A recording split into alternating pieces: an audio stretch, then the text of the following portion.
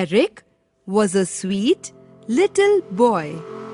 Everybody admired his chubby cheeks and fair complexion.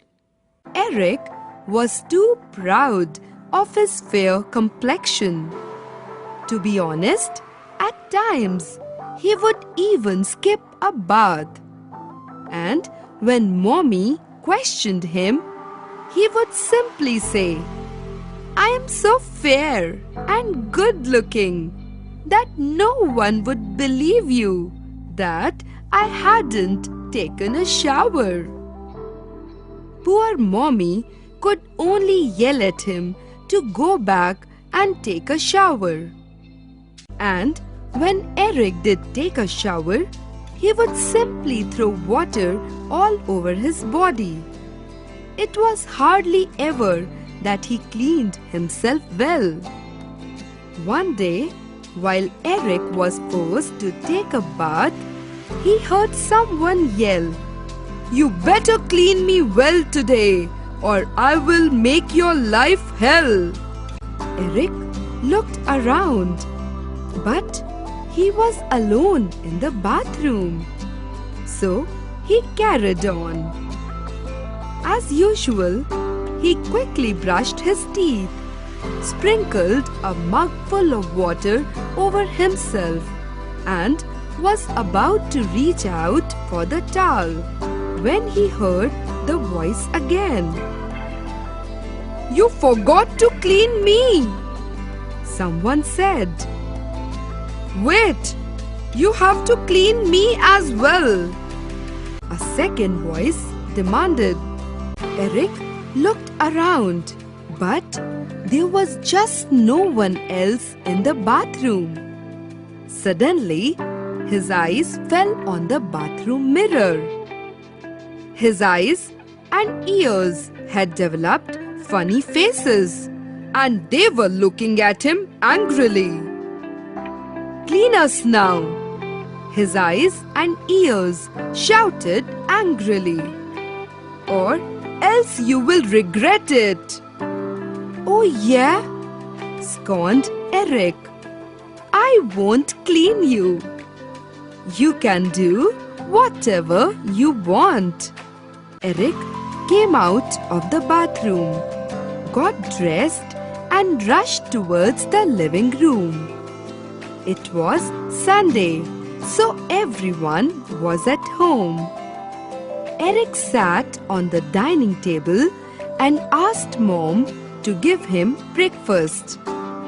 While Mom was in the kitchen, Eric asked Dad whether they could go for a movie later that day. Dad answered with a smile and then went to the other room. Eric couldn't understand what Dad had said, but assumed that he had agreed. He waited and waited for the breakfast, but it never came to the table. After about 10 minutes, Eric rushed into the kitchen angrily and asked Mom about the breakfast. Mom kept saying something, but Eric couldn't understand what she was saying. All he could hear was some rumbling and rustling voice that just didn't make any sense. Mom pointed towards the table, but now all Eric could see was a big pile of grit and mucus like the one that forms in the corner of the eyes. Suddenly, Eric realized what was going on. He had refused to clean his eyes and ears, and now they were taking revenge. Quickly, he went to the bathroom. Grit, mucus, and earwax followed him, and within seconds, they started eating him. Eric started yelling and woke up. It was a nightmare. However, from then on, he started keeping his ears and eyes clean. Every morning, He would bath properly with soap and water. To keep his eyes clean, he would clean with a moist towel any grit or mucus in them. Eric not only started washing his eyes with water twice a day, but also started taking good care of his ears. He regularly cleaned earwax with a bud. And not just earwax, he daily cleaned both the outside and the back of the ear with a moist cloth. Indeed, his eyes and ears never complained since that day.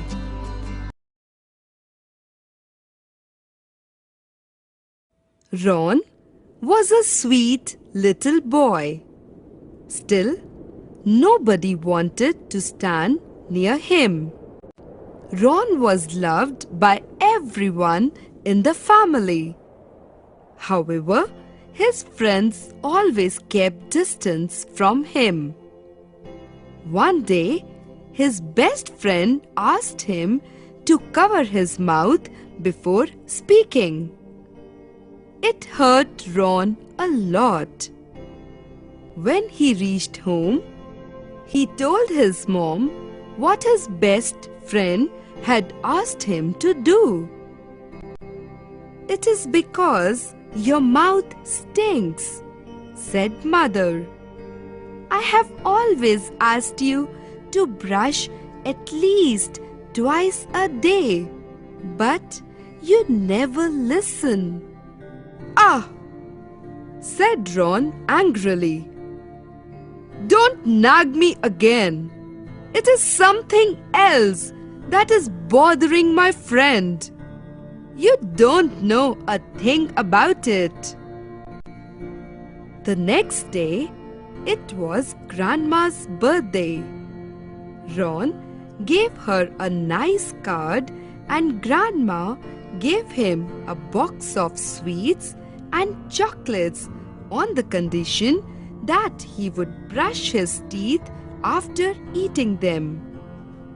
Ron agreed to get the box but never thought of fulfilling the condition. When his mother reminded him of his promise, he simply said, "I will brush in the morning." Every morning, Ron would only gargle his mouth with a few drops of mouthwash with rarely brushing his teeth. He thought it was enough to keep his teeth clean. However, that morning, when Ron woke up, he felt a sharp pain in his gums. He had slept while eating the sweets given by his grandmother. Ron quickly rushed to the bathroom and gargled his mouth. However, the pain was still there. Then, for the first time in months, he brushed his teeth. Nonetheless, the pain grew so bad that he started crying. Soon, his mother called him to have breakfast. Ron went to the table but didn't eat anything. His mother had cooked his favorite dishes, but he simply said that he wasn't hungry. Suddenly, his sister shouted, "Ron, why is your cheek swollen?" His mother quickly turned and saw Ron. Immediately, she took crying Ron to a dentist. The dentist examined Ron's teeth and said, "Boy, you have lots of cavities and your mouth really stinks." Ron couldn't say a word as he had realized his mistake. "Son," said the doctor, "it is very important to brush all your teeth properly at least twice a day. Spend at least 2 to 3 minutes brushing. The doctor also advised him to cut down on his sweets and floss his teeth regularly. To keep his breath clean, the doctor asked him to brush his tongue as well while he brushing his teeth. Ron promised to follow the doctor's instructions and never had a toothache again. David was a young but a very angry boy. He lost his anger at very small things. Whenever David was angry, he said very bad things to everybody. He used foul language and did not think before he spoke. His parents, teachers, and friends kept asking him to try to control his anger, but this made him angrier.